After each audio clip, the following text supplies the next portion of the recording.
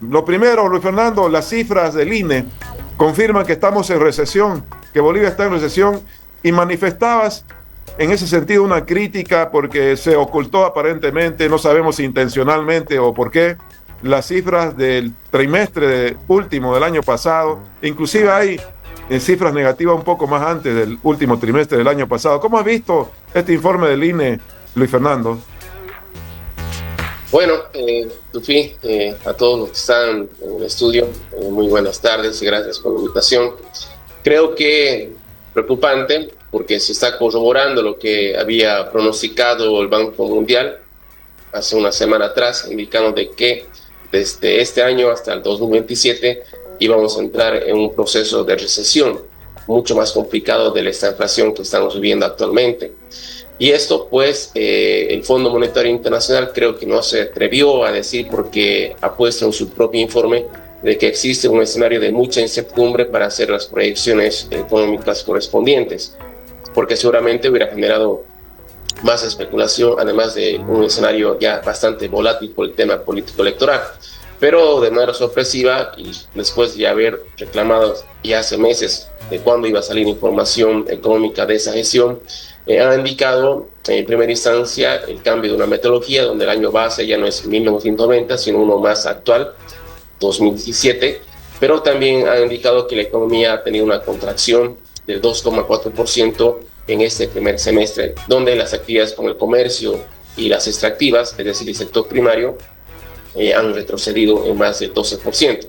Pero claro, ya hilando un poco más fino, aunque esto no ha sido dicho todavía oficialmente, porque no era parte de su informe, se ha corroborado ya revisando información oficial en el sitio del INE que estamos en una recesión técnica, no solamente desde esa gestión 2025, sino que ya lo arrastramos al menos desde aproximadamente el tercer trimestre del año 2024, porque tenemos datos que en ese periodo se ha comenzado con un menos 0,34%, luego hemos llegado al menos 1,12%, ya en este 2025 en menos 1,97%, y el dato que se dio a conocer el día de hoy, el menos 2,4%. Entonces, aquí la gran pregunta es por qué no se dio a conocer esa información de manera previa para que se tomen medidas correctivas para el gobierno saliente y sobre todo para que estas cifras sirvan de materia prima o insumo clave para la elaboración de los planes de gobierno, porque ahora seguramente quien entre a gobernar tendrá que hacer un reajuste importante, porque no solamente debe preocuparse por luchar contra la inflación, la falta de carburantes y obviamente también la escasez de dólares, sino que también de evitar de que esta recesión económica se agudice y se prolongue por más tiempo, lo cual puede significar no solamente un decrecimiento económico, sino que también mayor desocupación y pobreza para la población boliviana. Luis Fernando, ¿qué significa recesión técnica? ¿Y cuándo se la declara? ¿Son 3 semestres seguidos de negativos? Y bueno, ¿qué es recesión técnica? ¿Implica que se está produciendo en Bolivia menos que antes? ¿O qué?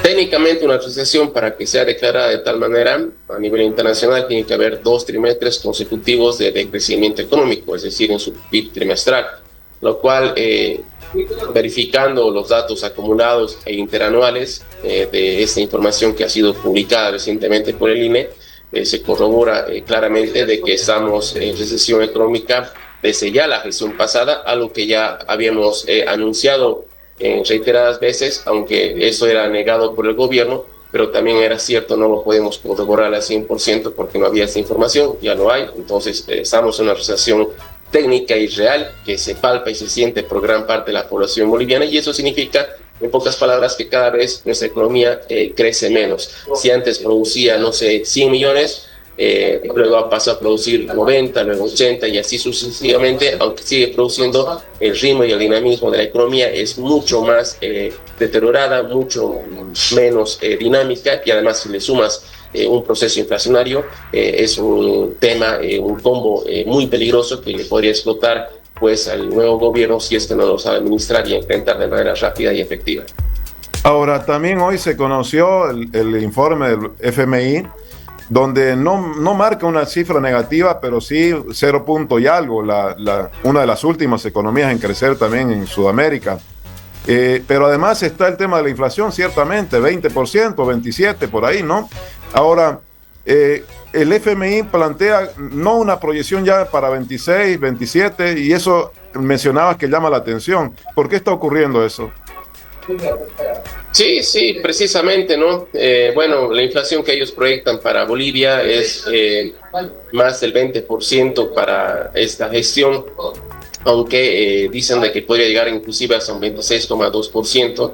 El crecimiento económico, como has indicado, solo han dado un dato de este año del 0,6%, lo cual nos pone como la segunda economía con menos dinamismo o crecimiento económico de toda Latinoamérica y el Caribe, después de Venezuela, que crecería solamente un 0,5%. Pero datos del 2026 y del 2030, como lo ha dado para la región y para todos los países que componen la misma, no han sido evidenciados o puestos en este informe.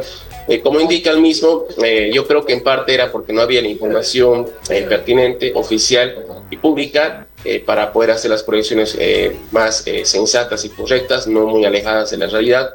Pero bueno, en todo caso, hasta el Fondo Monetario Internacional capaz ha visto sorprendido que el INE haya sacado hoy.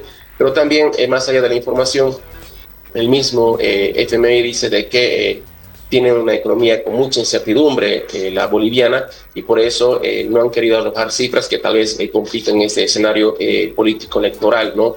Precisamente en base a que la economía boliviana, con las proyecciones que se tiene, por ejemplo, de la CEPAL y sobre todo del Banco Mundial, indicaban de un posible proceso recesivo que irónicamente ya ha sido corroborado el mismo día de hoy por el INE, y que en todo caso, si esto hubiese sido previo, yo pienso que tal vez se hubiese puesto estas cifras. Sin embargo, bueno, es parte de un escenario donde no se tiene la información completa y también da ciertos signos negativos en los mercados internacionales, porque un país donde el Fondo Monetario Internacional o bien no cuenta con información porque es un gobierno que no lo publica oportunamente, o en todo caso ve con un escenario muy volátil, con mucha incertidumbre, entonces da señales negativas para los inversionistas y sobre todo también para los organismos de financiamiento que ven en este caso con un poco más de cautela que vaya a pasar a corto plazo con la economía boliviana. Ahora, Luis Fernando, ¿por qué no se difundió la información desde tu perspectiva? ¿Hubo alguna intención de ocultarla? ¿Había tal vez alguna expectativa de Arce de revertir esto y bueno, y no se dio?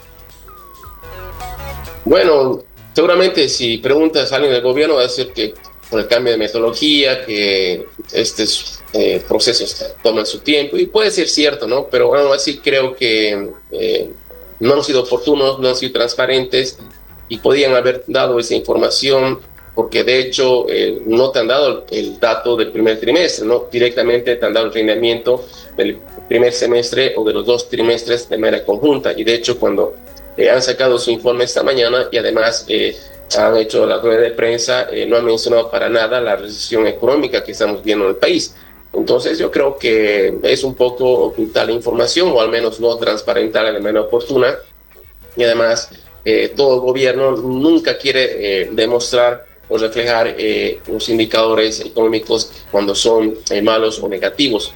Y creo que también lo que dices es cierto, ¿no? Seguramente tenían la esperanza de revertir, de que estos números no se consoliden, aunque ellos sabían, yo creo, que la recesión económica ya venía desde la sesión pasada, pero lastimosamente por el escenario político, la falta de liquidez y la agudización de problemas como la falta de carburantes y la inflación, han evitado que la recesión sea menor, en todo caso así continua y creciente, y bueno, están dejando una importante obligación, ¿no? Que un peso, yo diría, económico de tamaña magnitud al nuevo gobierno, que en este caso sea Rodrigo Paz o Tuto Quiroga.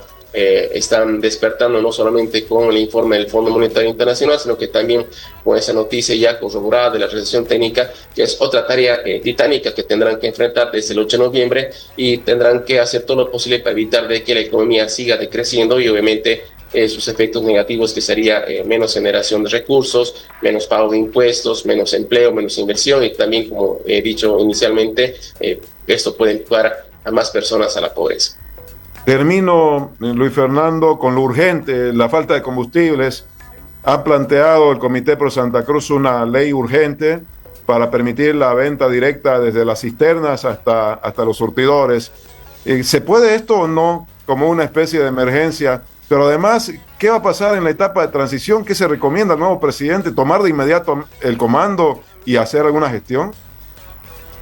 A ver, yo lo veo difícil que se quiera romper el monopolio que tiene la estatal petrolera para importación y distribución de carburantes. Además, ya están las leyes puestas ahí, y poner un decreto que va a durar lo que dure ese gobierno, simplemente para hacer un paliativo, no sé si será lo más correcto, ¿no? O lo mejor. Además, hay que ver los costos, la logística, si todos los surtidores tendrán la capacidad también financiera, ¿no?, de poder comprar directamente de las refinerías o importar directamente. No ha pasado en los últimos meses porque tienen escasez de divisas, y además esta crisis está afectando a todos. Y otro tema, ¿no? ¿A qué precio venderían si lo compran directamente? ¿Se mantendría la subvención o ese decreto permitiría que vendan a un precio diferenciado? En ese caso creo que no sería recomendado ni siquiera subir 20 centavos al precio que está fijo de diésel y gasolina. Un escenario bastante complejo.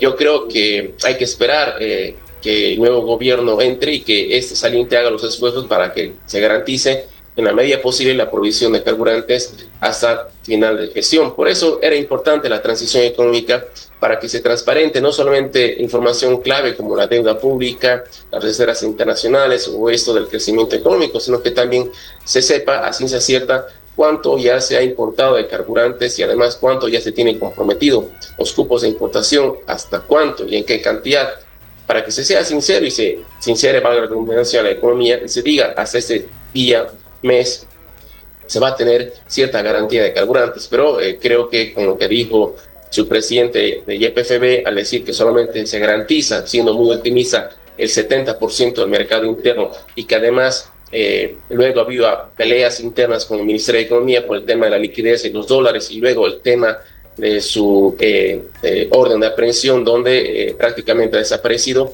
Eso ha dado pésimas señales y por eso las filas han duplicado. Y esto va a ser una tarea muy dura para el nuevo gobierno, donde antes de preocuparse de ver si la subvención continúa o no con estos métodos que se están aplicando ya por décadas, tienen que preocuparse profundamente en garantizar la provisión de diésel y gasolina, y para ello requiere pues una fuente importante o varias fuentes de financiamiento que le permiten una inyección de recursos, porque al menos se necesita al día entre 5 a 7 millones de dólares para la importación de carburantes.